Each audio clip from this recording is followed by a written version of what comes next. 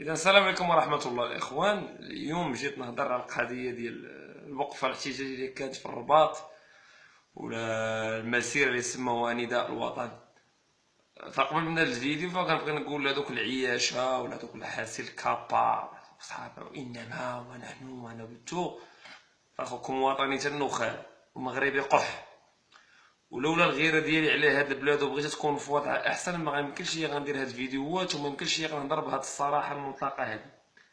فانا كنشوف بان هناك من قمه النفاق والاستحمار باش كتعامل المواطنين من درجه ثالثه، كتحرموهم من العمل، كتحرموهم من الصحه، كتحرموهم من العدل، وكتقمعوهم في كل وقفه كيبغيو يدافعوا فيها على الحقوق ديالهم.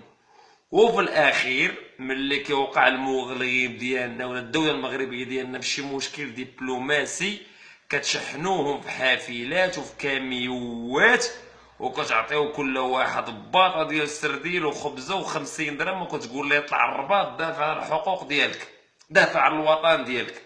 حنا عارفين بالمغرب هنا بان الوطن للاغنياء والوطنيه كيحسوا بها غير الفقراء. واش عباد الله دوك الناس اللي جبتوهم ساكن ما عارفين جرى جاي لذاك الرباط، واحد كيقول لك واحد جوج ثلاثه بانكيمون شماته وبانكيمون زطروطوط، بانكيمون سير بحالك الصحراء ماشي ديالك. واش في نظركم بانكيمون ملي غيسمع هاد الشعارات هما اللي غاديين يخليوه يتراجع على القرار ديالو تجاه الصحراء المغربيه؟ البارح شفت بن كيران انايا في البرلمان الناشد الوطني المغربي ما حافظوش، وكيندد بالصحراء ونحنو نديدو ونجوبو قرار بانكيمون او انت الناشد الوطني المغربي ما حافظينوش.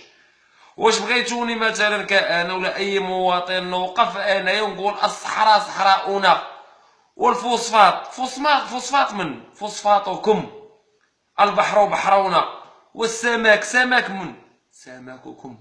نتوما كتستافدوا من الثروه السمكيه وكتستافدوا من الثروه ديال الفوسفات. ولو ترجع الصحراء وهذيك تندو في المغرب قسما بالله مغربي ما غيستافد منها ولو حبه رمل، بالرغم من ان المواطن المغربي كيقول لك ودي وما نسمحوش ولو شبر من الشبر من اراضينا في الصحراء الغربيه ولا الصحراء المغربيه.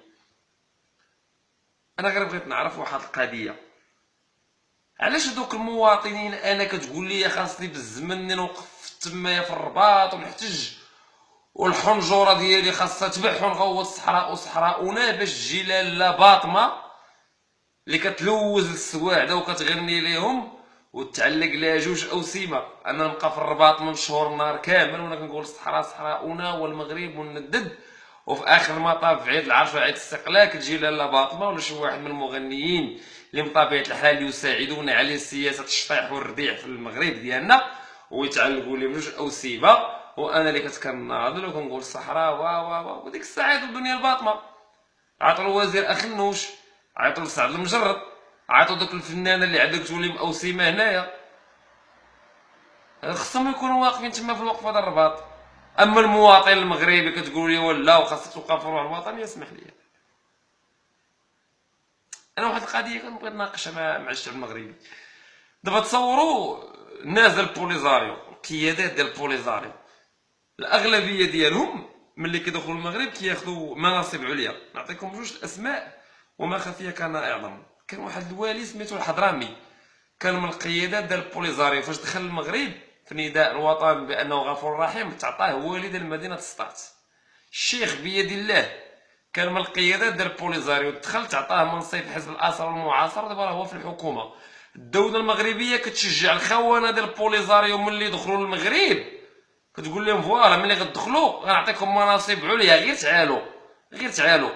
والمواطن اللي كيدافع هاز الكلاطه وكيمشي للرباط كينبح واه الصحراء واه كيبقى مقموع.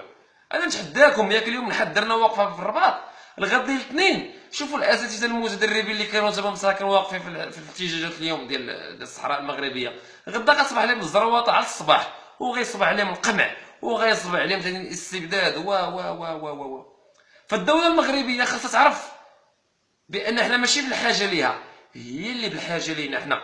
ملي وقعت في مشكل دبلوماسي جندات السلطه المخزنيه ديالهم مشات عند الجمعيات والمجتمع المدني والجندات الكيران والحافلات والكاميوات باش تجيب المواطن الرباط باش شويه الميريكان. حنا حقا بيننا وبينكم الشعب المغربي راه ضد بانكيمون، وكاين اللي اصلا 90% ما عارفينش بانكيمون شنو كيدير، وما عارفينش الجايين، وما عارفينش شنو القضيه شنو اللي كيناشدوا عليها. ف انا ما عرفتش وحق الله العظيم سياسه استحمار الشعب. حنا ماشي ضد الوطنيه، حنا اييه ما نتخلاوش على المغرب ديالنا ولكن هاد التنظيف الا رجعات لينا حنايا، واش المواطن المغربي غيستافد منا شي حاجه؟ ها الصحراء عندنا حنا استرجعناها في 1975 لحدود الان. قولوا لي المواطن المغربي شنو كيستافد منا بين قوسين مع احتراماتي للمواطن الصحراوي؟ الفلوس اللي كتمشي للصحراء ما كتدخلش للداخل، الامتيازات اللي عندهم ليسونس والمازوط جدراهم، الزيت السكر، حق الشغل، الادماج بدون يعني امتحان بدون اي حاجه، بزاف ديال العوامل. علاش هاد الامتيازات ما عطيناهمش حنا نثبتوا الميليه؟ حتى هي راه محتلين عندنا وعمر الاعلام ديالنا ما جبدها. ولا جينا نشوفوا واحد ثاني ناقشوا من مدى البعيد، ياك اودي حنا مسلمين والجزائر مسلمين وتندوف مسلمين، محكمين بانكيمون واحد نصراني ولا يهودي ولا ما عرف شنو الديانه ديالو باش يحكم حنا بيننا وبين دوله اشقاء.